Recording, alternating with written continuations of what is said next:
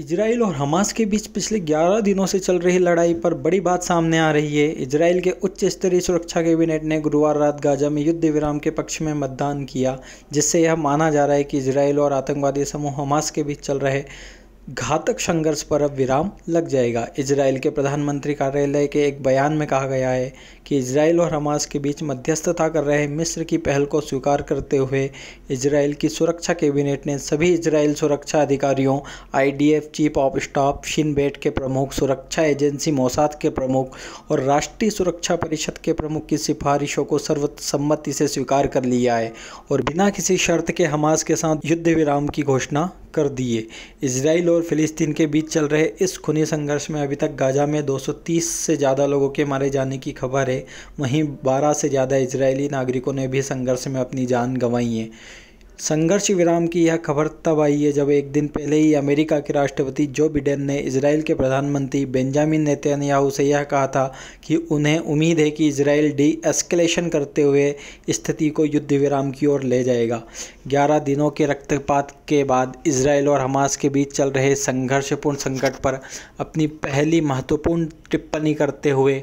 America के राष्ट्रपति Biden ने दोनों पक्षों के बीच समझौते की खबर का स्वागत किया है। उन्होंने इसे मध्य पूर्व शांति की दिशा में प्रगति करने का वास्तविक अवसर बताया और मिस्र के राष्ट्रपति अब्देल फतह अल सीसी की प्रशंसा करते हुए उनकी भूमिका के लिए उन्हें धन्यवाद किया। अमेरिकी राष्ट्रपति बिडेन ने टेलीविजन पर एक संक्षिप्त बयान देते हुए कहा कि मेरा मानना है कि इजराइल और फिलिस्तीन दोनों ही समान रूप से सुरक्षित रहना डिजर्व करते हैं और मेरा प्रशासन इजराइल और फिलिस्तीन के बीच शांति बनाए रखने के लिए अपने कूटनीतिक प्रयास जारी रखेगा। यह देखना होगा कि दोनों ही पक्ष समान रूप से इस समझौते का पालन करते हैं या नहीं। यदि इजराइल और हमास इसे पूर्णतः स्वीकार कर लेते हैं तो यह समझौता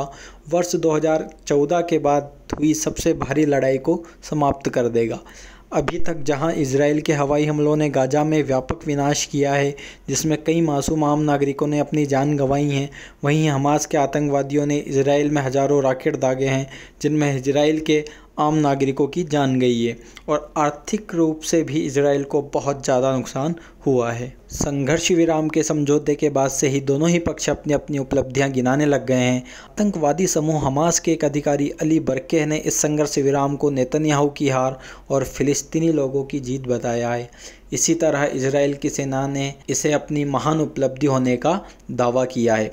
फिलिस्तीनी स्वास्थ्य अधिकारियों का कहना है कि 10 मई को लड़ाई शुरू होने के बाद से इजराइल द्वारा किए गए हवाई बमबारी में 232 लोग, जिनमें 65 बच्चे भी शामिल हैं, मारे गए हैं और इजराइल बमबारी ने गाजा की पहले से ही गंभीर मानवीय स्थिति को और भी ज़्यादा खराब कर दिया है। इजरायली अधिकारियों ने इजराइल में मरने वालों की संख्या 12 बताई, जहां आतंकवादी संगठन हमास द्वारा किए गए बार-बार रॉकेट हमलों ने दहशत पैदा कर दी और लोगों को सुरक्षित स्थानों पर जाने को मजबूर कर दिया। हाल के दिनों में इजरायली मीडिया में ऐसी बातें सामने आई थी कि इजरायली सेना का मानना है कि उसके लक्ष्य काफ़ी हद तक पूरे हो गए हैं। वरिष्ठ इजरायली रक्षा अधिकारियों ने ऑपरेशन में अपनी उपलब्धियों को हासिल करने का दावा करने के बाद संघर्ष विराम के प्रस्ताव को स्वीकार करने की सिफारिश की थी। पूरा विश्व जहां कोरोना महामारी की वजह से पहले ही बुरी तरह से प्रभावित है, इजराइल और फिलिस्तीन के बीच हुआ यह संघर्ष विराम एक सकारात्मक और अच्छी खबर है। हम आशा करते हैं कि दोनों ही पक्ष इस संघर्ष विराम का पालन करेंगे, जिससे कि अब आगे इस संघर्ष में कोई और आम नागरिकों को अपनी जान ना गंवानी पड़े।